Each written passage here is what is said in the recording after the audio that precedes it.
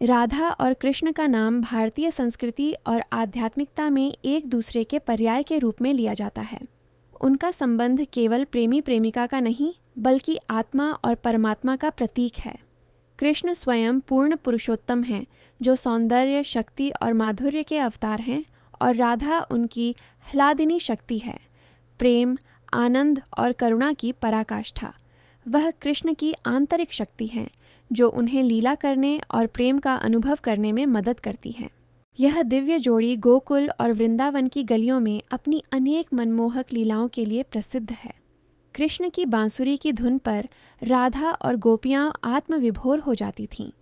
उनकी रास लीला केवल एक नृत्य नहीं थी, बल्कि यह जीवात्मा का परमात्मा से मिलन और ब्रह्मांडीय प्रेम का उत्सव था।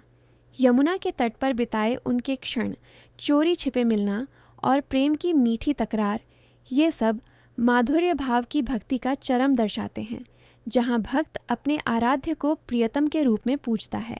राधा कृष्ण के प्रेम की सबसे बड़ी विशेषता यह है कि यह निःस्वार्थ और शुद्ध है। राधा ने कभी भी कृष्ण से विवाह या भौतिक सुख की अपेक्षा नहीं की। उनका प्रेम त्याग और समर्पण पर आधारित था। कृष्ण के मथुरा और द्वारका जाने के बाद भी राधा का प्रेम तनिक भी कम नहीं हुआ।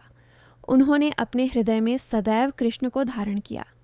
यही कारण है कि कृष्ण को उनके भक्त अक्सर राधा कृष्ण कहकर पुकारते हैं, क्योंकि राधा के बिना कृष्ण अधूरे हैं और कृष्ण के बिना राधा की पहचान संभव नहीं है। उनका यह संबंध हमें सिखाता है कि सच्चा प्रेम लौकिक सीमाओं से परे होता है।